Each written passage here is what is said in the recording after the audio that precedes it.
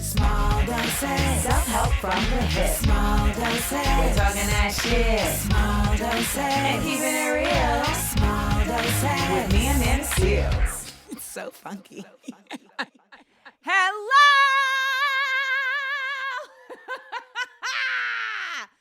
Everybody! Welcome to the new and improved, but still giving you the same things that you've always loved. Small doses. Y'all, we are 5 years in. 5. Cinco. Uno, dos, tres, cuatro, cinco. Just went to Kenya. I should know how to say it in Swahili, but I don't. 5. Okay, but I can't say this. Jumbo.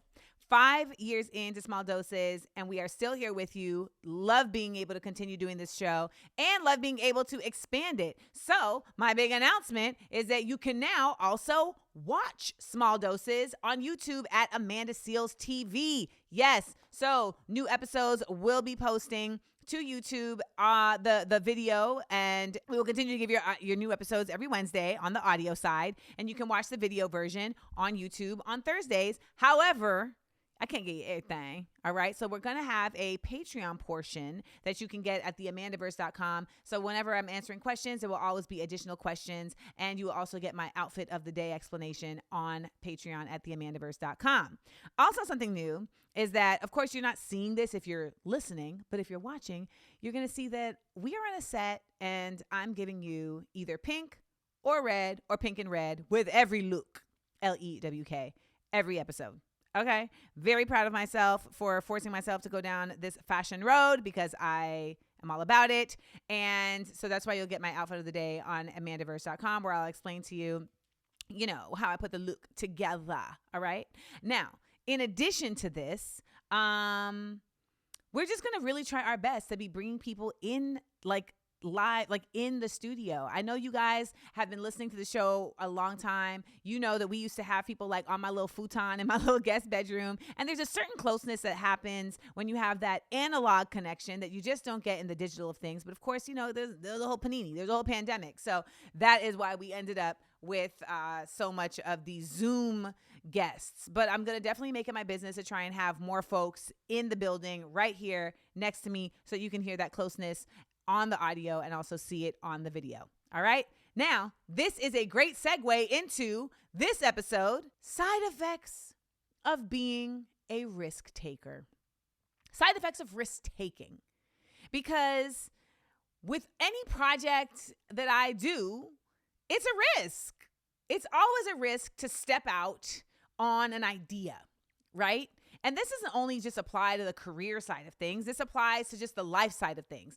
Any date that you go on has a certain level of risk.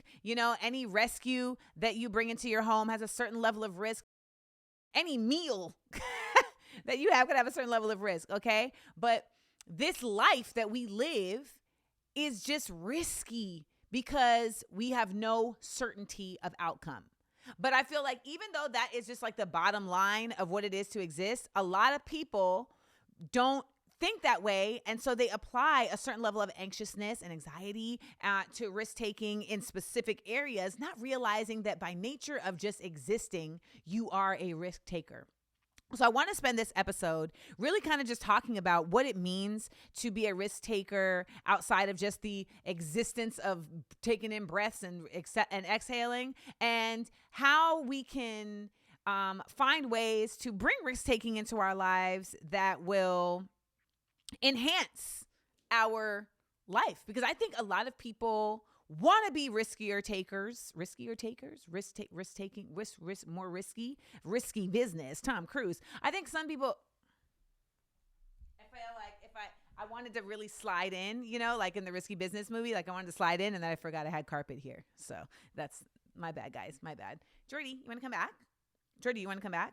No? You don't want to stay over there? Fine. Cool.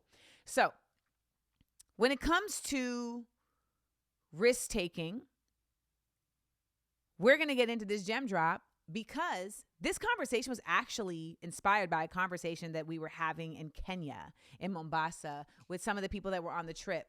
And there was an individual on the trip who was basically just saying that he wanted to be an actor, but that he felt like there were other positions that he could take that had nothing to do with acting, but maybe were in the in the field, like adjacent perhaps, and that he felt like maybe those positions would still like give him the fulfillment that he would have with acting. And all of us were like, baby, if you want to be an actor, you need to act.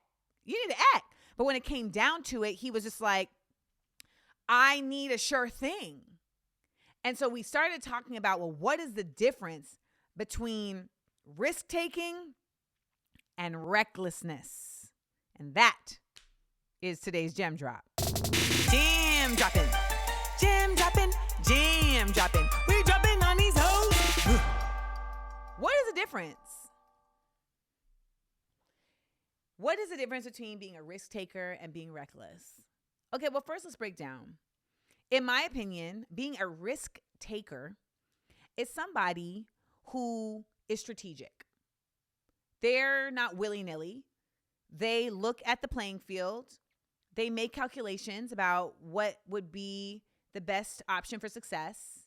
And, you know, depending on the type of person they are, that ratio might be higher or lower, but they step forth in that after examining. Recklessness is somebody who just be out here doing whatever. They're not looking at the playing field. They're not questioning themselves or examining losses. They're just like, I'm out here. We out here. They're living a YOLO lifestyle, right?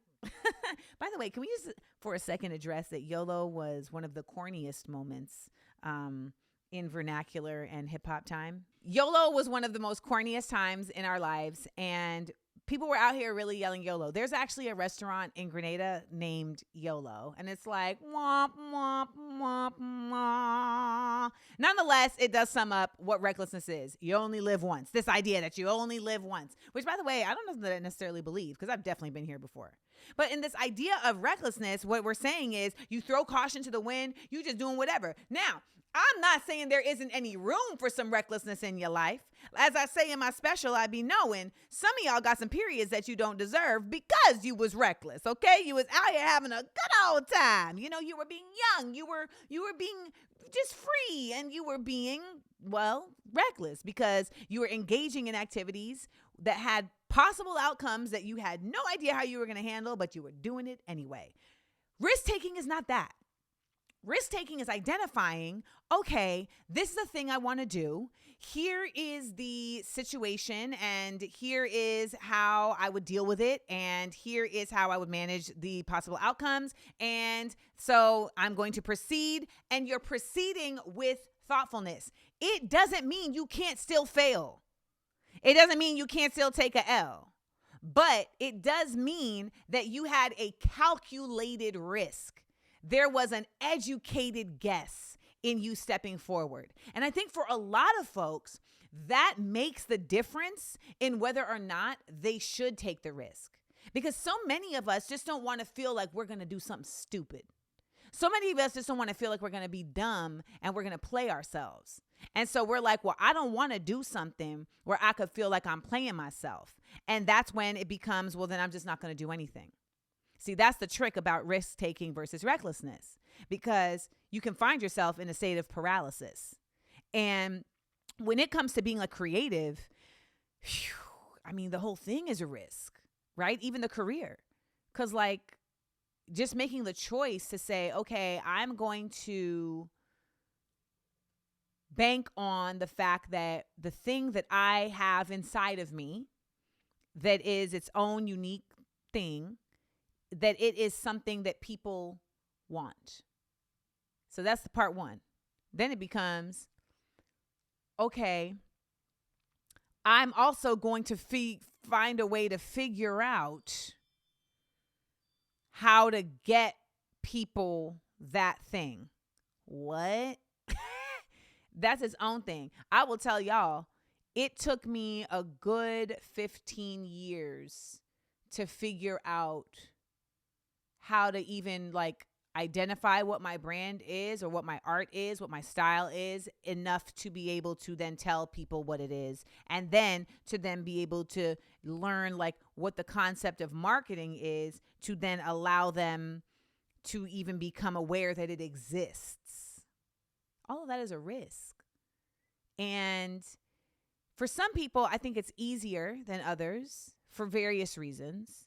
And for some people, it really is something that they just cannot wrap their heads around for various reasons. And so we're going to get into some DMTs that are going to answer some of those questions. But when we look at risk-taking versus recklessness, I want you to ask yourself, when I make a decision to do something, what is the process through which that I go through before I make that choice? And then when you listen to these questions and you listen to more of the episode, go back and ask yourself if you still think that process is the best process.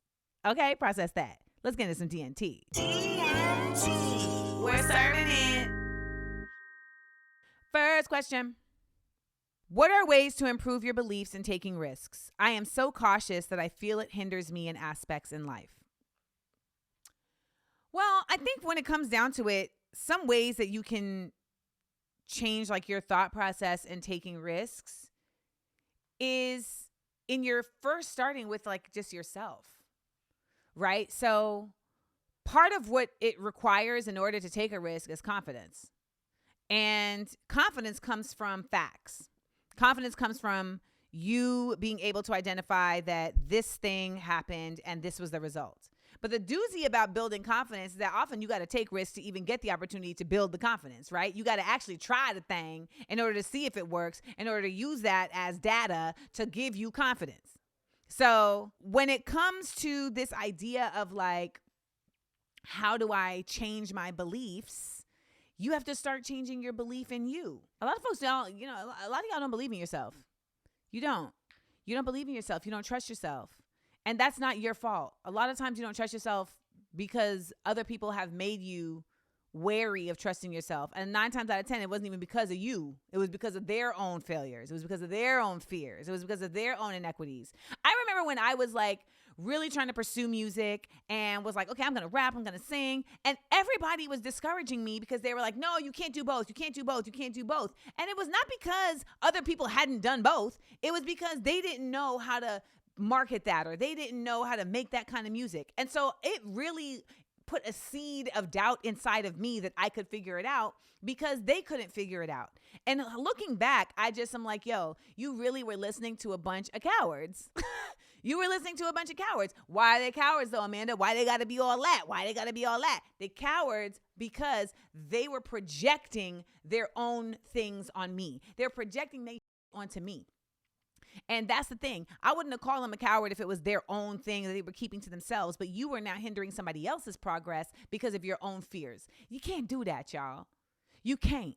And it creates people who are afraid to take risks, and it creates people who doubt themselves.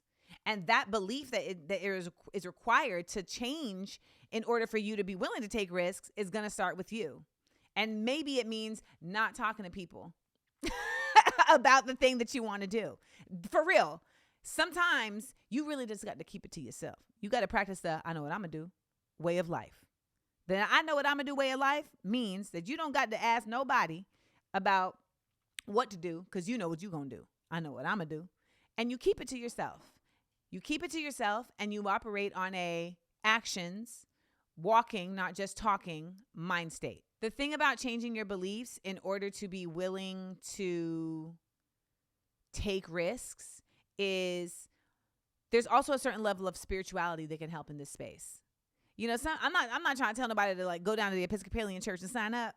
Like that's not really what I'm trying to say, but there's a certain level of support in your risk taking that so many people gather from just their connection to a higher power that they feel is protecting them. And this idea, this ethos that whatever happens, I will be okay. And I know there's atheists listening like, ain't no higher power, that's you. Whatever. Because I say this life is hard, so whatever it takes. But at the end of the day, it's like the only way to really try things is to have the mindset of whatever happens, I'll be okay. That's the belief you got to switch. Whatever happens, I'll be okay. I may not be okay right away. I may not have the answer on how to be okay, by myself. I may have to outsource a little bit.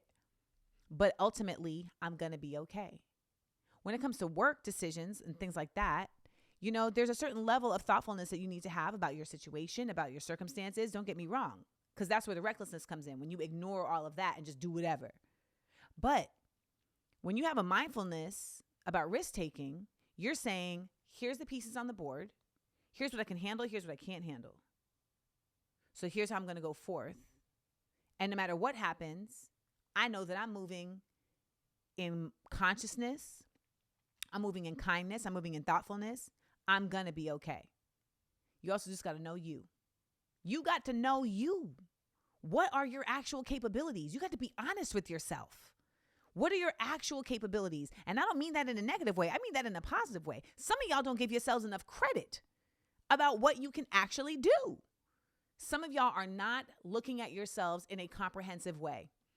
You are really short-sighting yourselves, and that's part of the reason why you are taking such shorts in the steps that you could be taking.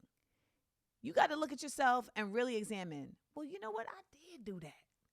Let me not leave that out. I did do that. And give yourself those props, and let those props be the thing that helps you step into your space.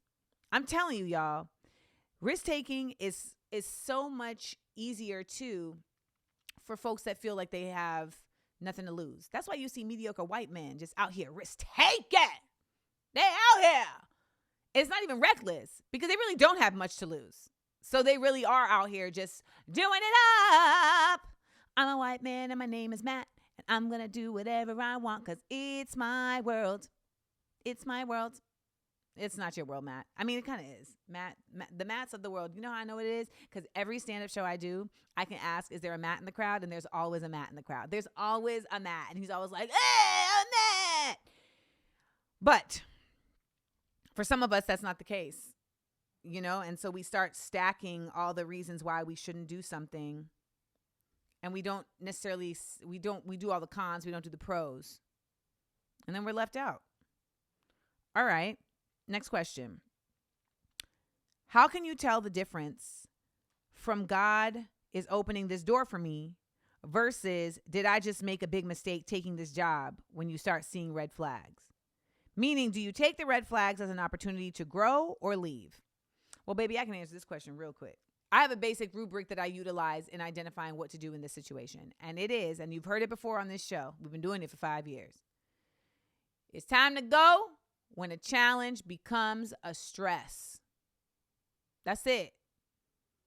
So a challenge is something that strengthens you. Even though you're tired when you're done, you're not drained, right? Like even though it's strenuous, you're not exhausted. You have, you gained something from the effort. That's a challenge. A stress, it drains you. It strains you. It removes inspiration from you. So when you get a job that feels like an opportunity and you're like, oh my gosh, this is amazing. And then the red flags start showing and you have to ask yourself, well, dang, like, is this a way to grow or is this a way to let go? That's how you know. Sometimes it is a way to grow and then it becomes stressful. And so that's when you leave. But I think for the most part, the whole job thing is that we all got bills to pay. And it just feels crazy to like get into a position that you've always wanted and then not like it. And then you feel like, well, I mean, who am I to not like this position that I got?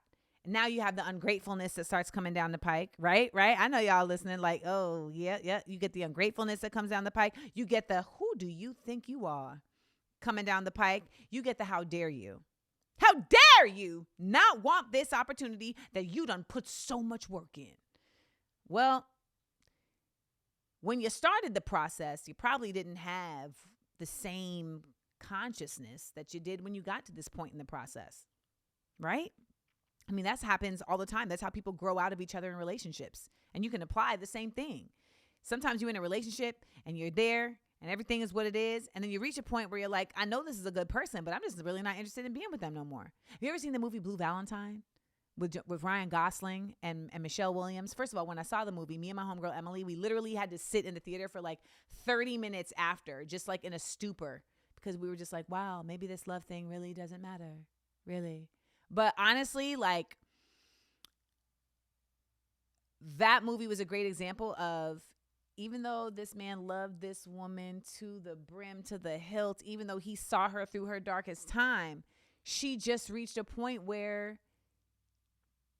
he just couldn't fulfill her to where she had gotten to. And then she felt like she was such a bad person for not wanting to be with him anymore. But you got to be honest with yourself. And the risk in those situations comes in, well, will something better come along? If I exit this situation that I wanted so badly and that I've put so much time into, will something better come along? And you got to believe that, yes, it will.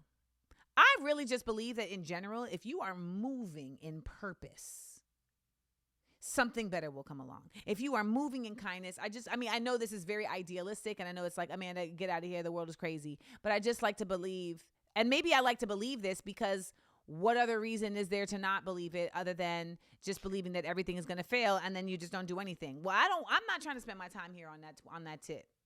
I'm not. I'm really not. So I operate in that mindset of like, if I'm moving in purpose and I'm moving in thoughtfulness and I'm moving in kindness, then it's going to work out. Now, again, the thoughtfulness part is the thing too. Like, I'm not out here just like, whatever. No, there is a thoughtfulness that is there. And you keep working, you keep trying, you keep thinking, it's not like you just say, I'm just going, when they say, I know the Christians out there, I'm going to give it to Jesus. Some situations you give to Jesus because you're like, I can't figure this out, so I need to give this to a higher power. But what that really means is, I can't figure this out, so I'm going to give this to a higher power in the hopes that answers come back to me. Well, that higher power could be Jesus. That higher power could be the ancestors. That higher power could be Allah. That higher power could be just the energy of the universe. But what it is saying, like, I'm going to free my mind in order to let my mind come up with something else. That's what meditation does. Like, that's what that really is all about. And it's a great effort. Sometimes it can be a really incredible effort to do that. But again, there's a risk. Now, you risk missing out on some gems because I'm about to answer some more questions that are only going to be available for our listeners at the Amandaverse, aka my Patreon. So if you want to get these next 3 questions and you don't want to miss out on the gems that's about to be dropped, then I will see you at the Amandaverse. But if you're okay with missing out on that, let's keep talking. That one time.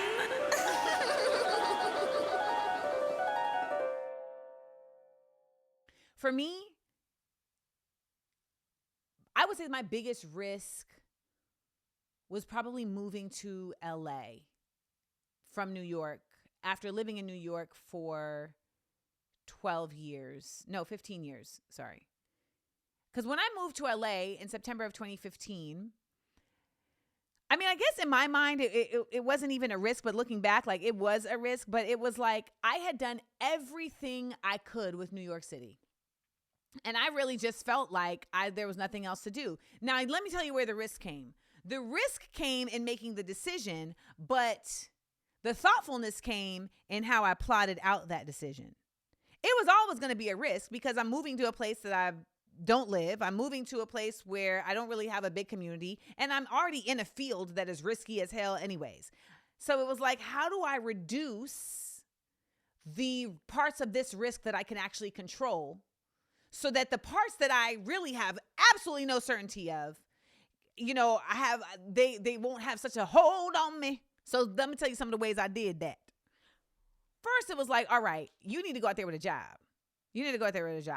So I was doing a show called, I was doing a web series called Funny Style, which, by the way, I still think is a great concept. And it was me and my co-host Desmond, who also, by the way, if you've heard, we used to produce his podcast, Adventures of Black Cinema. So me and Desmond every week would talk about like Black fashion moments. It was a great show. Did BET promote it at all? Absolutely not. We were basically doing it for ourselves and my mom. Nonetheless, it was really a great show, and we did a few episodes, and I was like, you know what? This actually is a pretty cool show, and I really want to move and I need to keep this kind of going. And so I went to my boss and I was like, listen, how can we convert the show so that I can do it on the road or do it in LA and be able to keep this income so that when I move to LA, I still have something in the bank. And I was just very fortunate that I was very fortunate to have a boss who was willing to, make that adjustment. But I think a lot of people wouldn't have even asked. I really think a lot of people wouldn't have even bothered to ask because they'd be like, there's no way they're going to do that. So many times the risk that has to be taken is literally in just asking. And that's a lot of times the least part of the risk. But that's the part that a lot of people won't even do. Oh, I don't want to ask because you don't want to look stupid or you don't want to look greedy or you don't want to look blah, blah, blah, blah, blah, whatever. But a lot of times it's like, just ask. The worst thing they can do is say no. Now, there are dumb questions and there are inappropriate questions. But a lot of times when we're in this context where we're talking about, the question is a legit question that would simply just have someone be able to say no, and then you can adjust in whatever way you need to. Thankfully, she said yes. So I was like, all right, boom. I'm going to have me a little bit of income when I get to LA. The other way that I wanted to reduce risk was I was like, okay, when I moved to LA, if I could have an agent, that would be great. But I really had no idea of how I was going to have an agent. And so then I just started letting everybody know that I need an agent. Again, I'm just using myself. And I'm not trying to say that I am like the pinnacle example of how to be a risk taker. Like, I'm not trying to say that, but I will say that I'm actually like a very risk takery kind of gal. I'm a very risk takery kind of gal. And I will just tell people what I'm trying to figure out. Now, I'm not telling everybody because you can't tell everybody everything, but I'm telling folks because there's also something to be said for like when you put stuff out into the universe, like it may not land on that person, but then that person may say it to somebody else. And it kind of like echoes back and it comes to you. And you holding it to your chest sometimes isn't the right move because now it's like the information you need can't get to you. And there is a dance in learning which stuff you keep to yourself and which stuff you give, you put out in the mix. But that's life, learning that dance. So I put that out there. And then Wayne Brady was like, hey, I talked to one of my agents and she'd be interested in repping you. And so I got an email one day from this agent that said, like, I want to be a part of the Amanda Seales world domination business. And that was all she wrote. Like, we started talking, we started meeting, she showed like definite interest, etc. And then I ended up being able to come to LA with an agent. The biggest part of the risk for me moving to LA was I didn't have any help. Nobody helped me. My mom was on some weird shit. Like, I guess she was having PSD about when she used to live here. Like, my boys at the time, like, just fell off. Like, I remember Q-Tip was my really, really good friend. And he just, like, fell off and, like, just didn't want anything to do with me, I guess, because I was moving. And we never mended our relationship since. I had another homeboy who had a moving company, owned a moving company. And just, like, I was like, hey, can you help me get a quote for this? He was like, yeah, I got you. And then I just never heard from him again. My other homeboy, I guess he was like going through something, but he didn't want to tell anybody what he was going through. So then it was like, you couldn't even help him, but he was just like not available. So it was very risky for me to move to LA anyways. And then on top of it, it was like, I got to figure out how to do this like by my lonesome. And when that happens, it can be so lonely and so debilitating, and it can almost trick you into thinking maybe I'm not supposed to go. But I think in this situation, it was a challenge versus a stress situation. And it really challenged me to be more independent, which is exactly what the fuck I needed to be anyway if I was going to be moving to a new city. And a lot of people don't want to make that move because of the risk of, oh, I'm going to be by myself. But I'm going to just say this to you. I ain't never seen nobody change where they at, staying where they at. Never. And I'm not saying you got to move 30 miles away or 3,000 miles away like me, but I knew that if I wanted to change my situation, I needed to take a risk. And I ended up taking that risk 3,000 miles away. The other and the last thing I'll give an example of in terms of what I was trying to do to be thoughtful about this and not be reckless was I started going to LA every 6 to 8 weeks.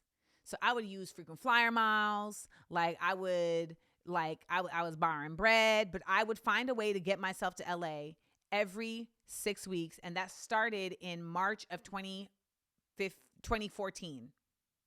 And it allowed me to, over time, get better awareness of the lay of the land, start meeting people, so that it felt like when by the time I moved here, I wasn't just like stepping off a bus from Iowa saying, I'm here, Hollywood, take me as I am. Nonetheless, it was still a risk. And there were things that I dealt with when I got here that I didn't expect, and things that pop up, etc. But I did feel like I had done my best to set myself up. And I distinctly remember sitting in a FedEx parking lot and calling my mom and being like, I think I made a terrible mistake. My intuition is telling me that I shouldn't do this. And my mom has never been really good at showing up for me emotionally. But in this situation, she did step in and was like, you're good. This is what needed to happen. And the thing that you're experiencing right now is just kind of like a buyer's remorse thing. It's just that extra little fear after the shit gets really real. Remember that point of no return I talked about? It's that point of no return that you have just hit. And that's when it hits you like, oh my gosh, I'm doing the thing. And the thing got done, and now I live here. And I've done more here than I ever imagined that I could have done. And there was a bunch of risks that I took to even do that. But I also know that like part of the reason why I feel like I am such a consistent risk taker is because when I was young, my mother put me in a lot of activities. She put me in a lot of different activities with never the expectation to be like the star or the success or the, you know, the I don't know, the protege, the ingenue, I should say, whatever. Like, I was never expected to be Mozart. I was never expected to be Serena. I was never expected to be, Michelle Kwan. Like, I was put in ice skating, and we just tried it. And when I didn't like it because it was too cold, because, like, what are we doing? Like, that was it. And I think that being able to, like, try things out and fall and, quote, unquote, fail and then move on without consequence really set me up as an adult to be able to do the same thing, but not in a reckless way. But in a thoughtful way, because I'm trying things because I like it. I'm trying things because I feel like it would be a good venture. I'm trying things because I think that it would be advantageous. And I'm not just willy-nilly doing them. But at the end of the day, I know that at the end of this, I'll be able to brush myself off and keep going because I've done it before. And because I've seen myself do it since I was a wee little lass. I don't know, I just got Irish. I feel like, yep, there it is. I feel like Brendan was going to play an Irish jig real quick. So to all my risk takers out there, keep doing it, keep going. To all my folks who want to be more of a risk taker, understand that the actual risk is less about what the outcome is going to be and more about how you're going to feel about the outcome. And the beauty of that is that you cannot necessarily control an outcome, but you can control how you feel. And that's why we say there's no such thing as a fail. Unless you are thoughtfully dating a drug dealer that you know you shouldn't be dating because you have way too many degrees to do that, and then they get arrested and you have a baby and now you have to bring that baby to the prison. Like, that's a fail. You feel me? Like, that's a fail. And even in that, you might be able to get a Lifetime movie made out of it. You feel me? So like, we can always find a silver lining. But I seriously mean it when I say you can make everything a lesson with thoughtfulness. And when you take risks, they don't have to be you trying to just throw caution to the wind and, I'm just going to do whatever I want to do. Like, that feels selfish. And maybe that's what it really boils down to. The risk, the recklessness is in selfishness, but the risk taker is in self-awareness. And we always are going to show up for that. And that is our first episode back. So welcome, y'all. It's 2023 on a new side of things and a 5-year celebration of Small Doses. Remember, you can also check out Small Doses on YouTube at Amanda Seals TV. And you can get that extra bit of the show that you didn't get to hear here on theamandaverse.com.